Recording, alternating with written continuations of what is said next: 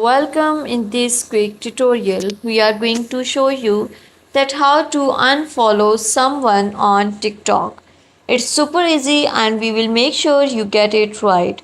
Just make sure you are logged in and using the latest version. Make sure to watch the complete video and follow each step carefully to avoid forgetting anything and making mistakes. Okay, how to unfollow someone on TikTok. Open the TikTok app. Move to the profile, click on followers here. You can click on this and remove this follower. In this way you can remove your followers here. Thank you so much.